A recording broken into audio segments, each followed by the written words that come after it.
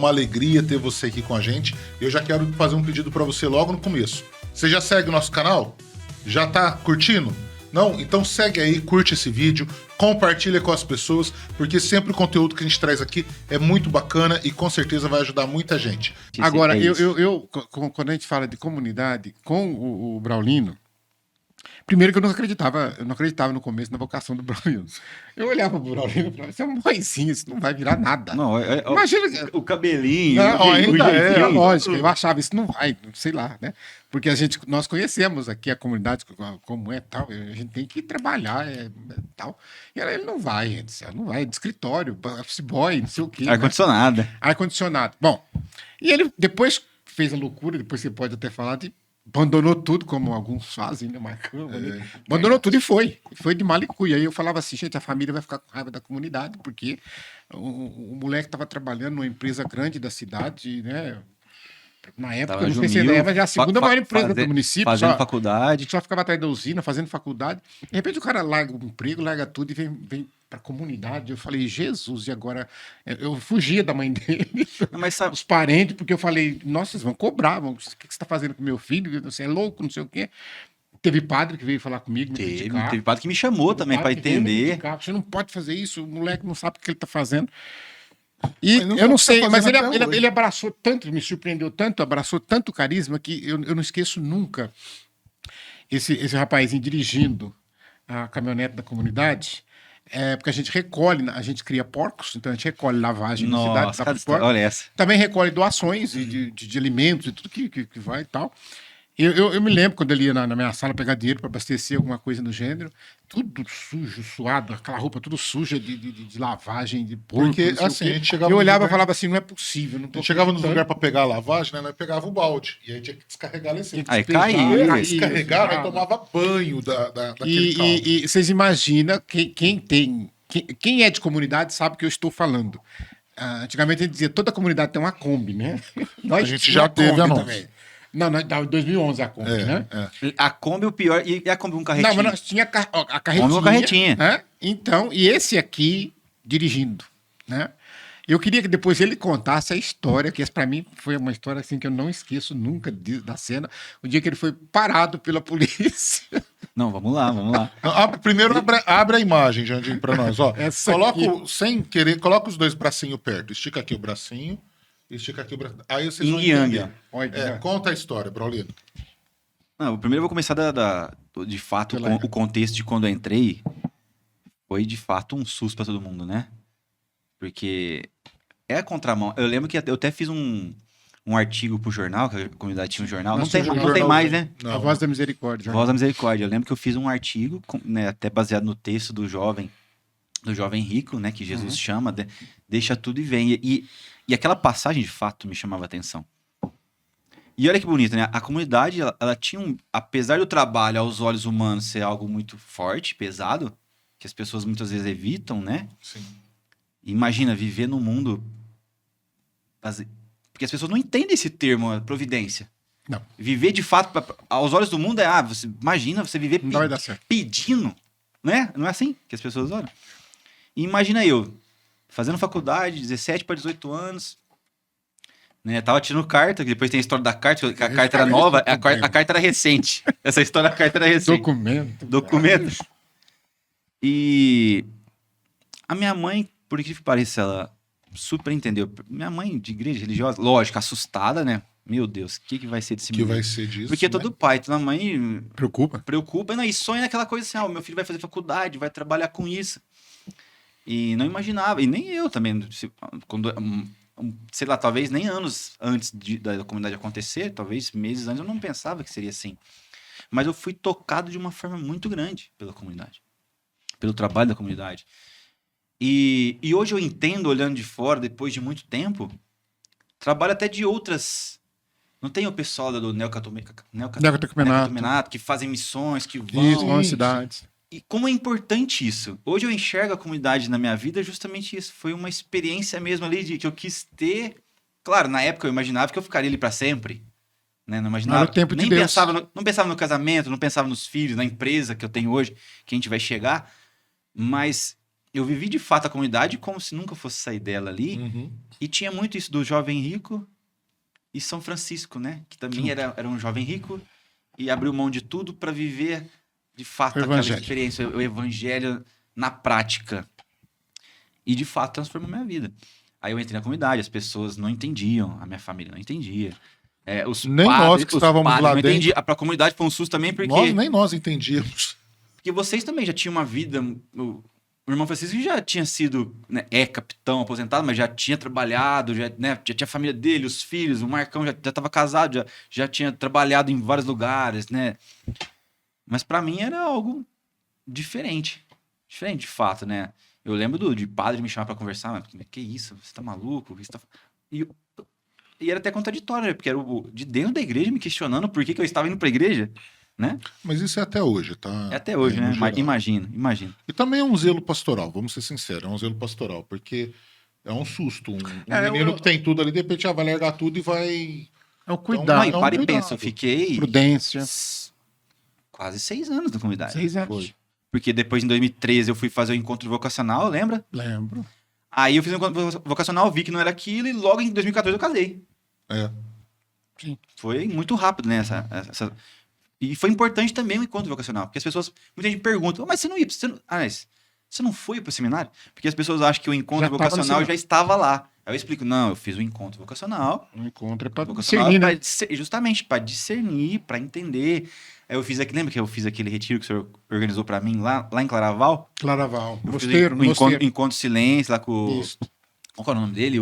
E lá você conseguiu ficar em silêncio?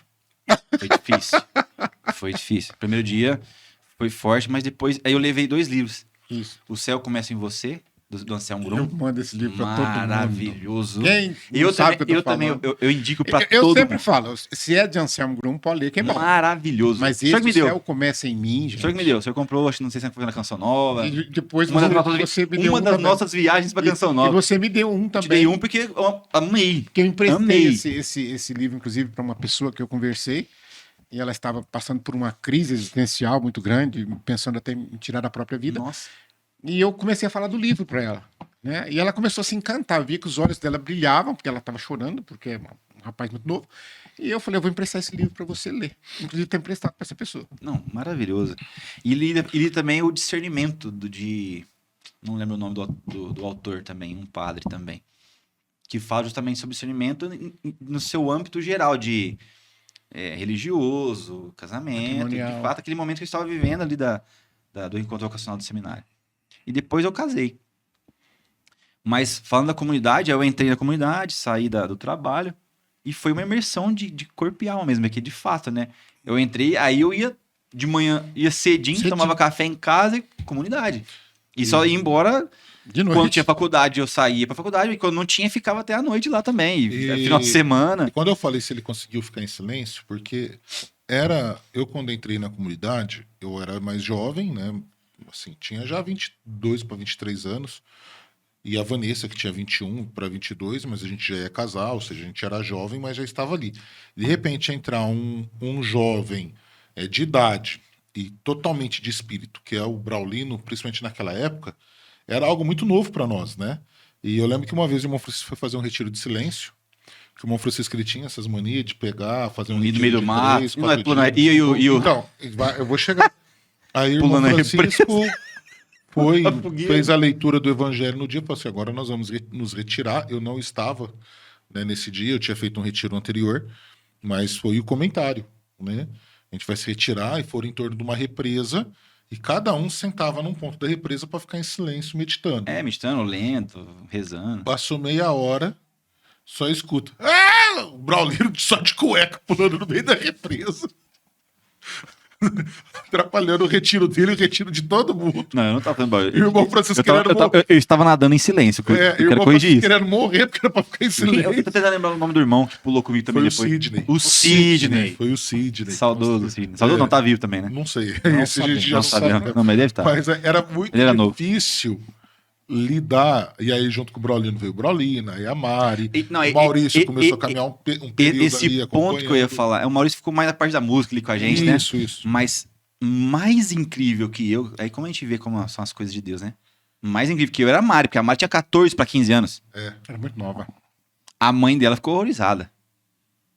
Porque daí tem toda aquela preocupação, né, de a gente cuidar dos doentes, porque de fato a gente ajudava a cuidar da banho, da comida, leva pra cá, leva pra lá. E pra a Mari foi um choque, acho que mais Choque maior, né? a proporção foi muito maior do que a minha, de fato.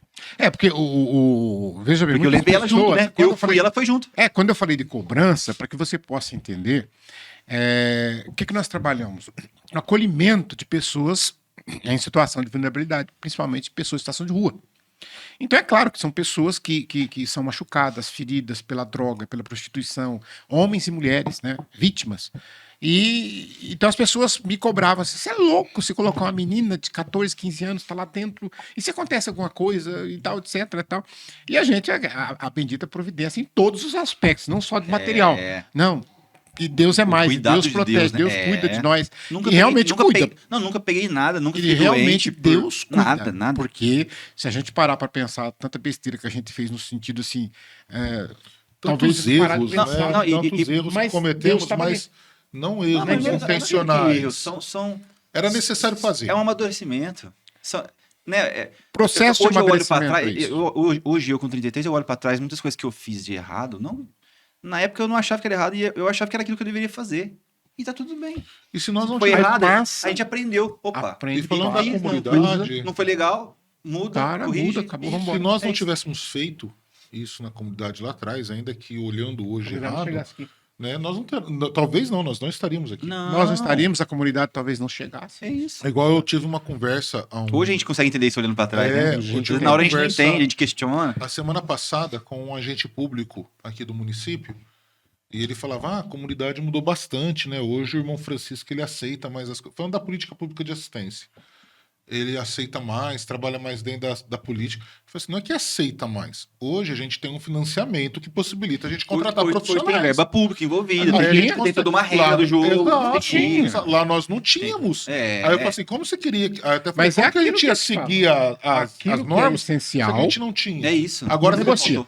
Agora, se a gente negocia, né? Agora, se a gente tivesse esperado lá atrás o dinheiro para contratar o assistente, para começar a trabalhar, a comunidade não existiria. Não existiria. Isso é verdade. E assim, falando sobre, né, voltando nos cuidados de Deus, pelo contrário, assim, a gente foi feliz. Lógico, né, nós não estamos mais como antes, mas na época a gente foi muito feliz, eu, a Mari, junto com vocês.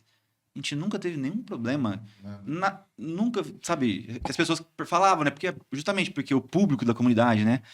Que a comunidade atende, aos olhos do mundo, um risco, colocaria em risco. Mas nunca, pelo contrário, a gente sempre foi tratado super bem pelos irmãos. Principalmente pelos irmãos. Então, e era recíproco, né? Porque a gente pulava, irmão com a perna só, nós abraçava, pulava, dançava. Sabe, cadeirante, nós ficava correndo com a cadeira, fazia bagunça. Lembra do Nissim? Subia em cima do Nissim, enchia o saco dele. E ele, nossa.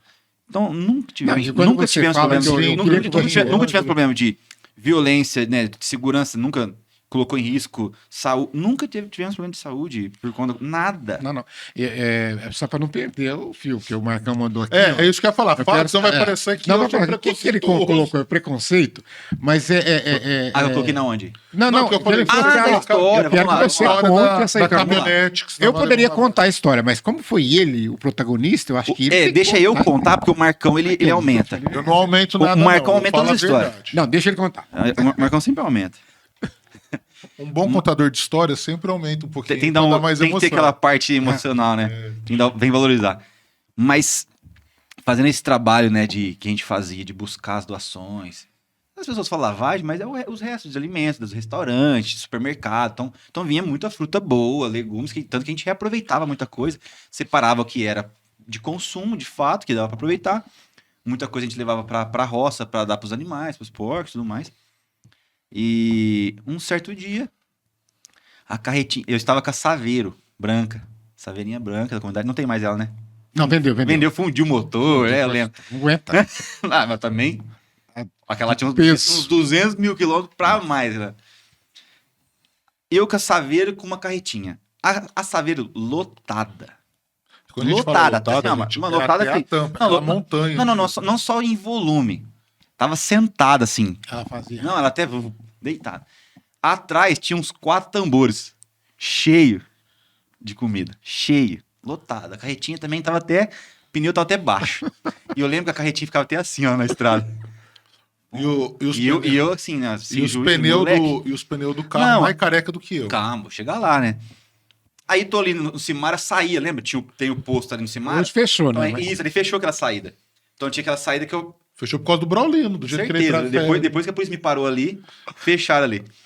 Eu apontei a saveirinha, tava eu e o Bruno. Isso, Eu e o Bruno. Apontei a saveirinha, olhei pra direita, não tava em nenhum carro, olhei pra esquerda também não, mas a polícia logo ali. Dei seta, no que eu acelero, o policial atravessa. Da esquerda pra direita, pra lá. Ele atravessou pro lado que eu ia passar, né? O carro da polícia tava do lado de cá. Ele atravessou, eu falei, vai me parar. Falei, Bruno, moiou, Bruno. A minha carta vencida, a provisória. A provisória. Aí eu já tava com 18, já tava pra 19, já tinha vencido já. Tinha dado um ano. Tinha dado uma, porque era, né? O tempo. E eu não tinha pego a permanente. Pra variar. Pra variar. O documento do carro. Aí o policial parou, né? Obviamente. Aí ele foi fazer a inspeção. Eu falei, meu Deus do céu, vou ser preso aqui. Moiou. Pneu careca. O para-brisa trincado. Trincado. Não lembro. Né? E a minha carta vencida. Aí antes do policial falar, eu falei assim, pelo amor de Deus, eu sou irmão da comunidade, eu sou filho do capitão. Agora vocês entendem por que... Não, mas o mais legal vai chegar ainda. Eu falei assim, sou filho do irmão Francisco, capitão, sou da comunidade.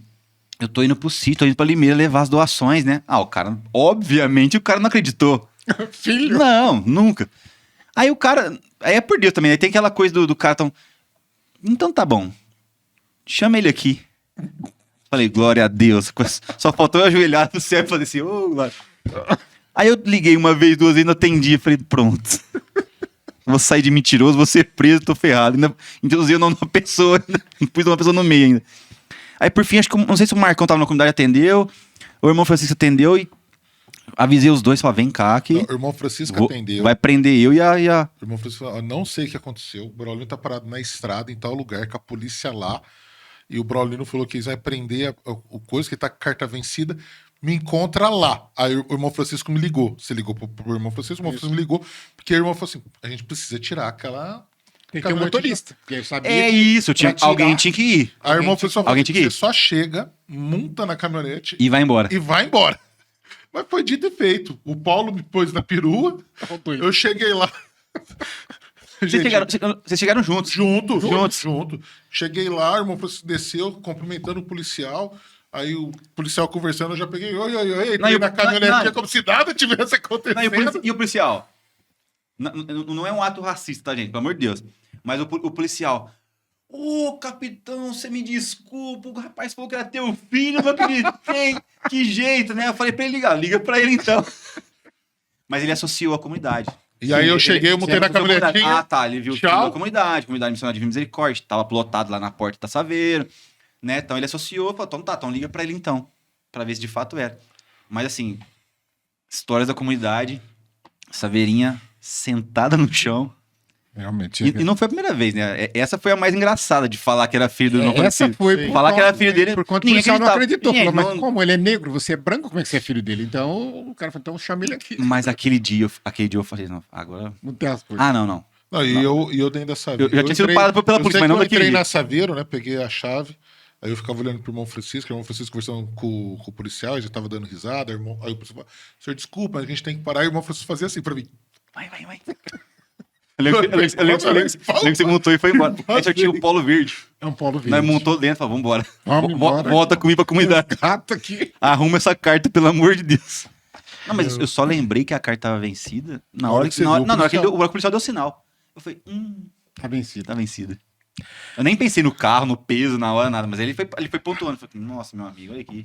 Pneu, para-brisa, tua carta, não tem jeito, né? Aí foi não. Só falando, a gente não fazia essas coisas não. Por maldade. Mas onde já se viu? Deixar o pneu careca?